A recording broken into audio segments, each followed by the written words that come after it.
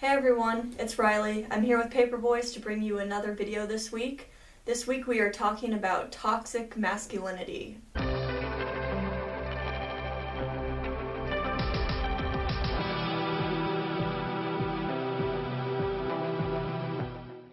Right now I am in Perth, Western Australia, so I am on the other side of the country and living with a host family for the next 4 weeks here and just checking out Perth a little bit.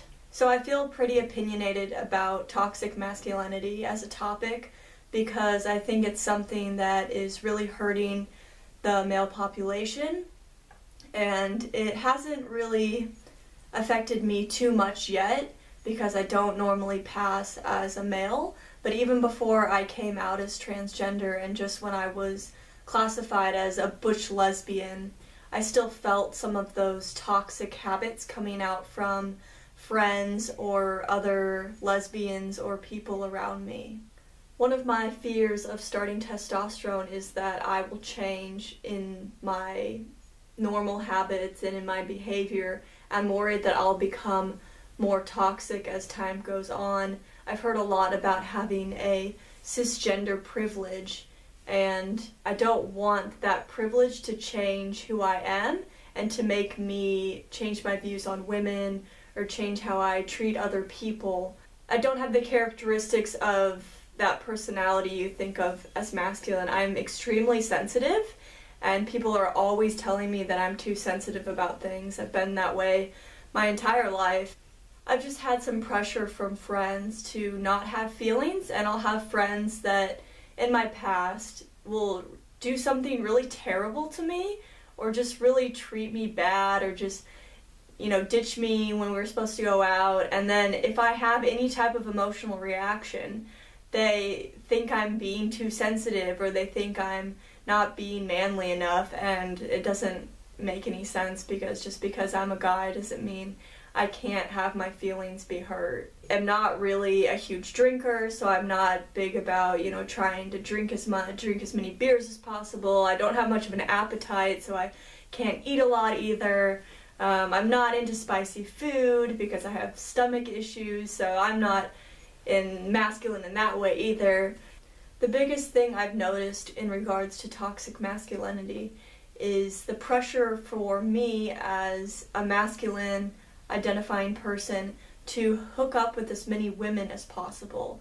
And this is when I was single.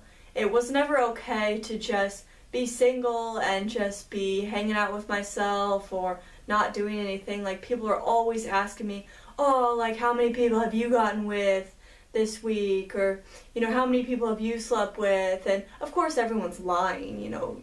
I think someone told me men double their number and women divide theirs by half or something stupid like that. I kind of fed into that. I started becoming that person. I started not really caring about what women would think, and I would have multiple women going on at the same time. I mean, that makes me sound like I actually had game. I didn't really have game, but I tried to at least live up to this masculine ideal. And then when I had a relationship, a committed monogamous relationship, I found it really hard to stay monogamous because I was so used to being single and doing what I wanted, and then all of a sudden I'm supposed to just focus on one woman. I remember I started wondering if that was just something that people in their 20s experienced, that hookup culture, or if it was something just in the LGBT lifestyle that I wasn't used to. So I asked a few friends, I remember some female identifying friends, if they had that same pressure, and they said no.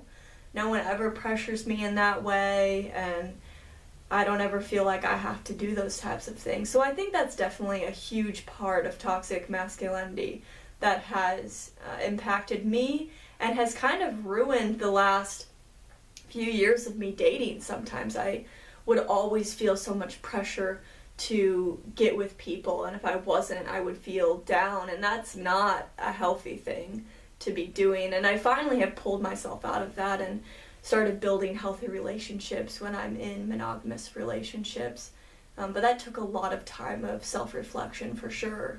Most people know that men don't have the same life expectancy as women, and I was reading an article that I will link to the bottom of my video, but it says that trans men and cisgender men don't have any difference in their life expectancy. And they were explaining that because of societal behaviors in regards to toxic masculinity and not so much in biological traits. So this could be being forced to drink more, smoke more, do more risky behaviors, and these things have led men to die younger than women. I was reading that men are less likely to seek psychological help, and that can sometimes lead to drug overdoses in regards to suicide, and that's going to be higher in men than in women. There's a lot of great research out there for reading about toxic masculinity, so if you want to do more reading, I read a few articles, saw some good YouTube videos about it, so definitely read up more and educate people about it because it's not something that people talk enough about. That's about it for this week's edition of Paper Boys with Riley. Remember to subscribe to Paper Boys, and I will see you all next week. Have a good week. Bye.